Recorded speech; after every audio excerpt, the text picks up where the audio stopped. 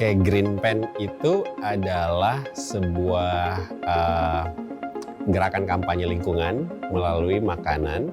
Jadi kita ingin mengajak masyarakat untuk menjaga lingkungan melalui proses memasak yang lebih simpel, lebih sederhana, dan ramah lingkungan, dan juga berbasis pangan lokal. Saya Rahmat HM, biasa dipanggil Mato, peserta YSEALI Summit 2022.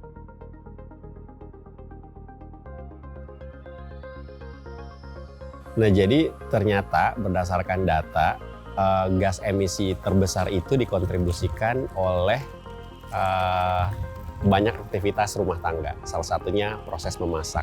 Karena memasak ini kan kita menggunakan pembakaran ya, dan menggunakan bahan-bahan yang memiliki jejak karbonnya sendiri-sendiri. Misalnya ketika kita beli spaghetti yang impor dari Amerika. Nah, dari Amerika ke Indonesia, spaghetti ini sudah menghasilkan karbon yang banyak dari transportasi darat, laut, udara, sehingga punya jejak karbon. Dan juga pas kita memasak, ketika kita menggunakan bahan bakar yang cukup banyak dan lama, itu juga akan menghasilkan emisi karbon yang besar dan berkontribusi terhadap climate change. Dan pada akhirnya ikut berkontribusi menaikkan suhu bumi kayak gitu.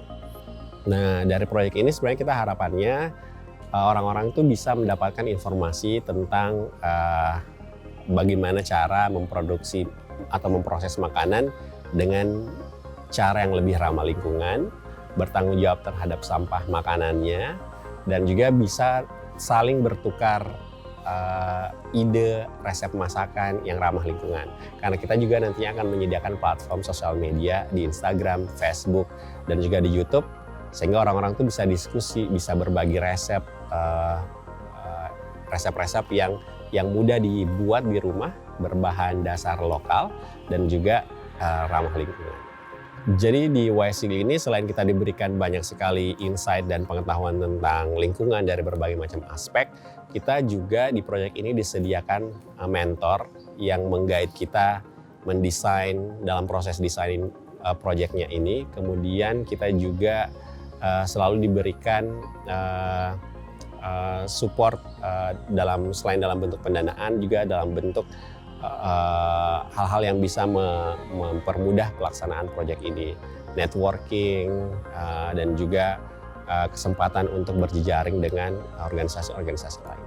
Jadi intinya untuk memasak yang ramah lingkungan itu kita butuh yang pertama memastikan bahan-bahannya itu berasal dari produk lokal, bukan yang diimpor atau bukan yang dibeli jauh dari tempat kita tinggal. Usahakan kita cari bahan-bahan yang ada di sekitar kita.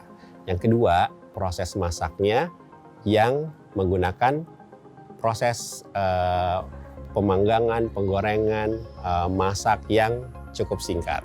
Dan yang ketiga, kita pastikan juga bahan-bahan yang kita beli bukan bahan-bahan yang menggunakan packaging yang tidak ramah lingkungan. Apa yang kita masukkan di dalam perut kita, seharusnya kita nggak boleh bersikap bodoh amat. Kita harus aware bahwasanya apa yang kita konsumsi itu kita harus perhatikan asal muasalnya itu dari mana, karena itu bisa berdampak untuk environment kita.